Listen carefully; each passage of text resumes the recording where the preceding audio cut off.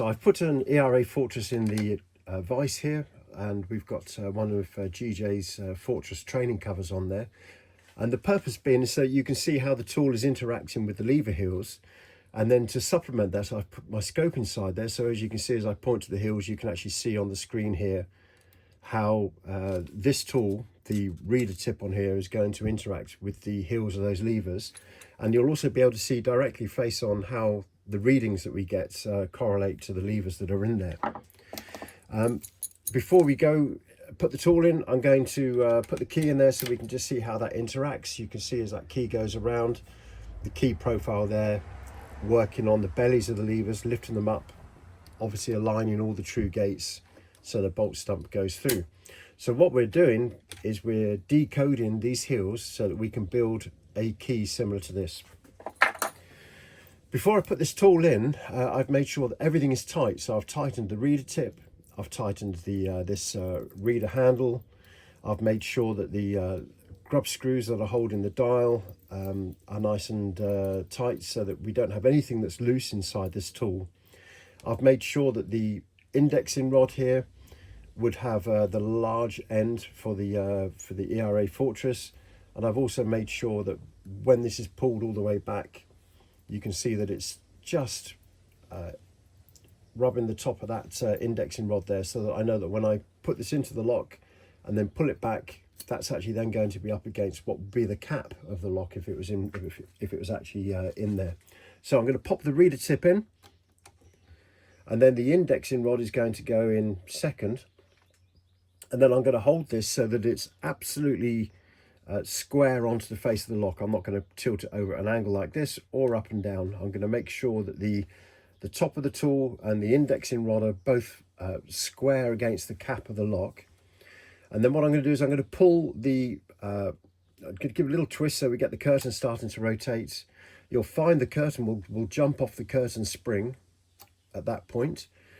And now I can pull the reader tip all the way out so that it's now effectively hard up against the lock case. And then if we turn this round until it stops, you can see the reader tip is just appearing there. When it gets to the underside of that lever onto the heel there, it stops.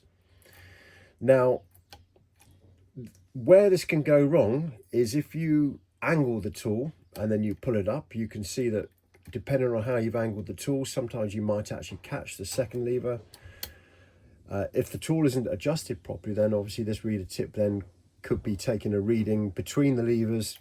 So it's important that you follow the advice and guidance that GJ puts in his notes, and also in the videos that we've created for you, to be able to use this tool accurately. So I'm going to pull this all the way out, and I'm going to rotate it round until it stops. And then if we look on the dial here, we can see that it stopped on a particular letter. In this particular instance, the lever there is a lever height 5, and there you can see it's saying F1/2. If I look on my scale here, you can see F1/2 with a Fortress on the bolt left is a height 5. So with the reader tip touching that lever there and taking the reading off the scale here, we can see that the first lever is going to be a 5 height. I'm going to push that in one. You could, at this particular stage, because the clicker's not on there, you can push that across, and you can actually feel, I can feel between that lever and the next one, you can see that it jumps down a little bit. The reader tip has to lower down to get onto that next lever. And the next lever in there is reading as a G and a half, and a G and a half on the scale is a 4. So we've got 5, 4. We'll go into the next lever, and now as you can probably see between this one and that one, it's rotated around a whole lot more, and that's now indexed itself on an I. And an I on the tool here is on the chart here is a lever height of 1. And then if I try and push that forward, you can see that the next lever is actually stopping it from moving forward. So I'm going to have to rotate it round, push it forward to get underneath that one. And there I can see that it's now reading a lever height of H, which is a 3. And then because this is an ABA pattern lock, if I push it all the way in now, we should now get an I again, which is basically the reading that we had from the previous lever there. So the ABA pattern says that these two levers have to be the same. Now, a mistake that can be made here is if you push this reader tip in too far, if you look, what you'll notice is it can actually disappear into this cutout on the curtain. And then when you rotate it round then to pick up the reading, it's going to stop there. As you can see, let's stop there on a G1/2, and that's suggesting that that's going to be a lever height of 4, sometimes 5, depending on the curtain and the wear on it. So if you go all the way to the back of the lock and you get a conflicting reading between 5 and 3, they should be the same. But if you get a conflicting reading, and that is reading as a 4 or a 5, then you are more than likely putting your reader tip inside the curtain itself and not actually taking a reading under the lever. You can almost feel, actually, you can feel that that's the case. And if you look at the bolt, you can hear the bolt is moving around as well, because we're not actually directly interacting with the levers, we're directly interacting with the bolt itself. So I'm going to pull that out a little bit, and you can see the difference there is quite marked. I'm now able to wobble between lever 5 and the back of lever 4 there, and of course it's reading an I. So on this particular lock, we've gone from the first reading there, which was an F1/2. So we've got a 5, then we had a 4, then we had a 1, then I believe we had a 3. There we go, which is H, which is a 3, and then another 1. So at this stage, what we would do is we would build a makeup key to those readings and get this lock open. So I'm going to create the makeup key, and then we'll come back.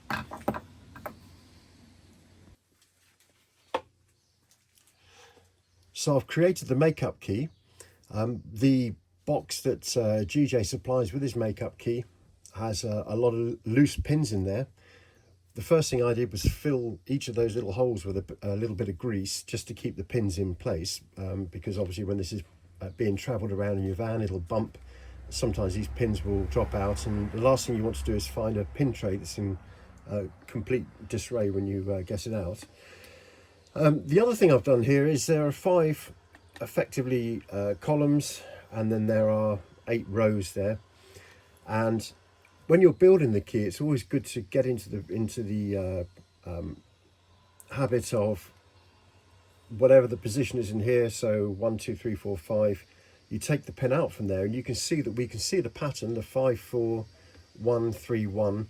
We can see it immediately in here, because if there's anything that's maybe not quite right, you can go back and correct it very quickly when you're creating your makeup key. So it's just a little bit of housekeeping.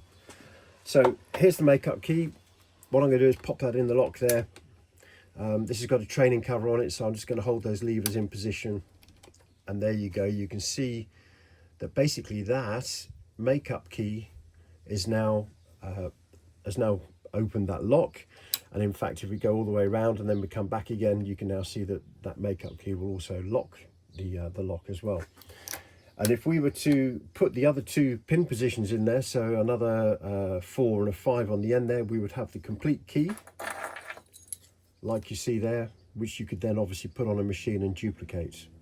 So that's opening the Fortress, taking readings from the Fortress with the bolt on the left, with an illustration of how that process is actually working inside the lock.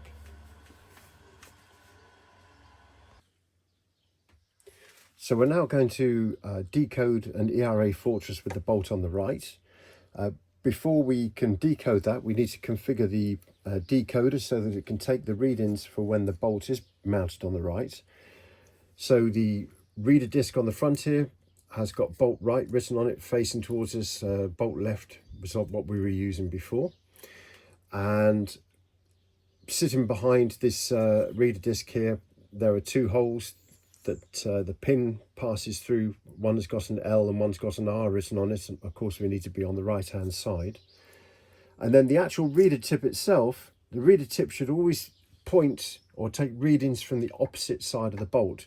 So when the bolt is on the right, we want the reader tip to be able to read to the left.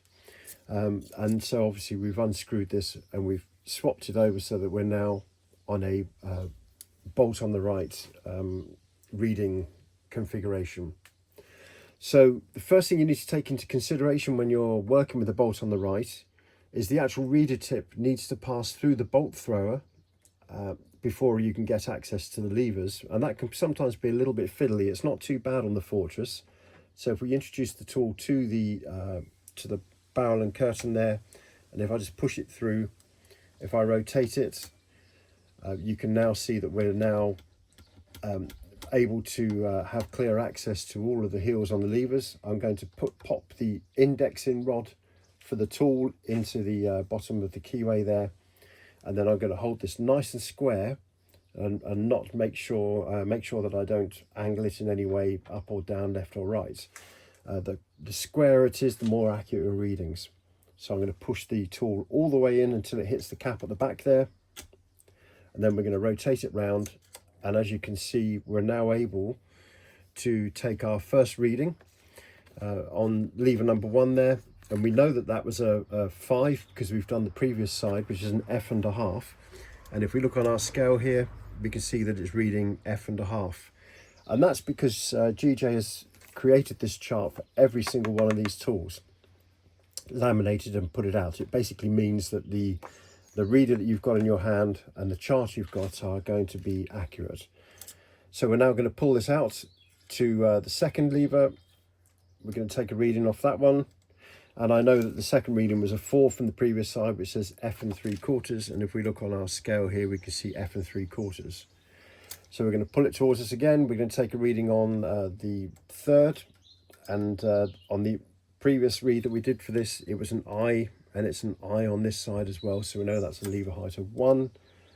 We're going to come out, we're going to take a reading of lever number 4 in the lock there, and there we've got a G1/2, which is a 3, and then finally it's an ABA pattern lock. So if I pull it out and then put myself under lever number 5 here, and this is where you've got to be slightly careful. I can see that it's there on the scope, I can feel that it's there as well. Again, that reads an I. Where that can go wrong is if you pull it out too far, and you can see that the reader tip will index into the curtain, and that's obviously going to give us the inaccurate reading. There, for example, it's reading between an F and a G, so almost F3/4. So that's actually telling me that is going to be a lever height of 4, when in fact it isn't. But the ABA pattern dictates that whatever this lever 3 is, lever 5 is going to be the same. So if you get a discrepancy between those two, that's when you need to start questioning the placement of the reader tip underneath the heels of the levers there. So we've taken a reading almost in an identical fashion to the other side. We're going to reset the tool, we're going to withdraw it from the lock. So we've taken the readings, we've decoded this lock so it's mounted on the right. I've now created a makeup key, and it's the complete key, as you can see. And what I'm going to do is I'm going to pop that in there, and because it's got a training cover on and there's quite a lot of slop in these levers, what I'm going to do is just hold those levers in place, and you can see there, you can see that the key is obviously now able to throw the bolt when it's mounted on the right hand side. And that's how you decode an ERA Fortress with the bolt on the right.